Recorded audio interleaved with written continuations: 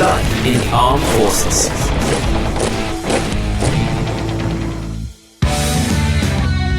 In this series, we've been checking out our country's armed forces, especially the parts you can see here in London. Today, we're looking at... That's right, it's all about planes today, the Royal Air Force.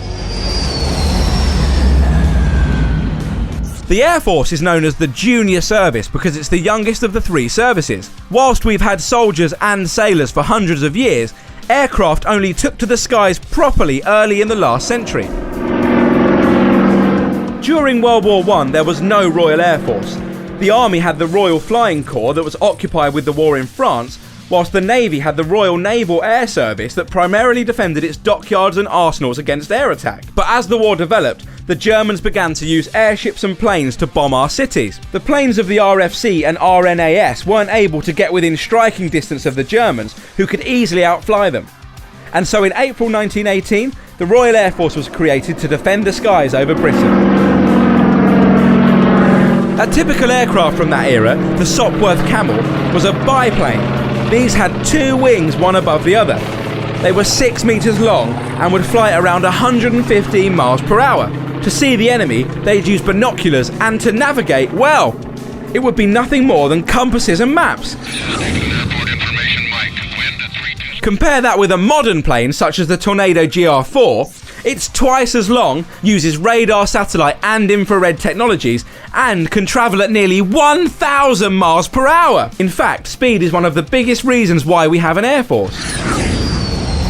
Planes can travel much faster than land-based vehicles, and so are able to respond quickly to threats, or to get help where it's needed. Another benefit is all about having a bird's eye view.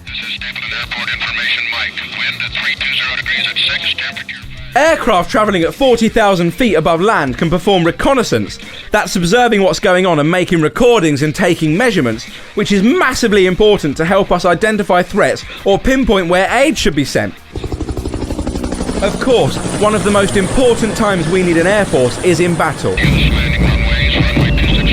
The RAF are right at the forefront of modern combat, and at no other time has this been more crucial than during the Second World War.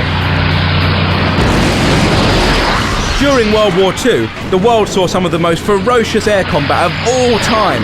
During the Battle of Britain, London and other parts of the country were battered by air raids from the German Air Force. It was called the Blitz. Over 32,000 people were killed and 18,000 bombs were dropped on London alone.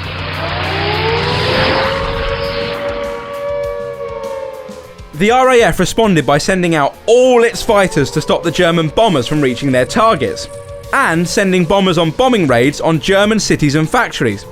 It caused so much chaos that Hitler was forced to halt his plans, an important step in winning the war.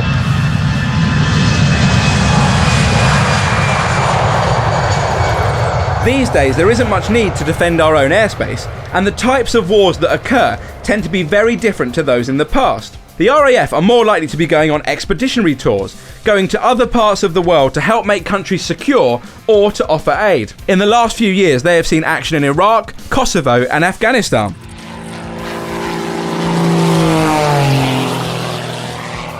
Operationally, the RAF is structured into three groups.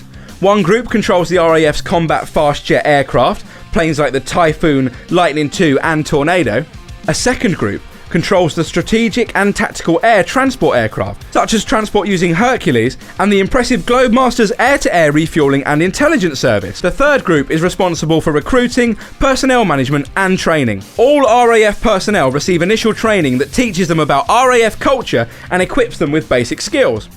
They also receive specialist training in one of over 50 different roles, from chefs and photographers to technicians and RAF regiment gunners protecting the bases. And when trained, they will be based either at one of the many bases in the UK or at one of the RAF's 4 permanent overseas bases, on Cyprus, Ascension Island, Gibraltar and Falkland Islands.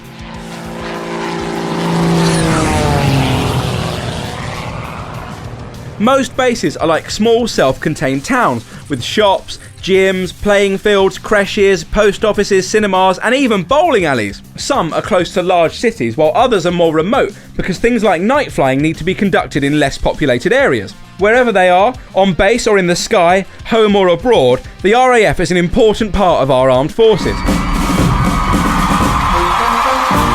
And like the other services, the RAF also have their pageantry, although you'll see it in the sky rather than on the ground. As well as the Red Arrows, one of the world's premier aerobatic display teams, there's the Battle of Britain Memorial Flight, which flies historic planes like the Spitfire and Lancaster bombers, the RAF Falcons parachute display team, and the RAF Chinook display team.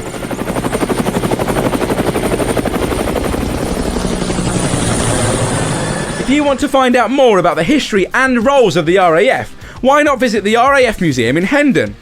Find out more about life in the armed forces at funkidslive.com/armed forces. Catch you next time.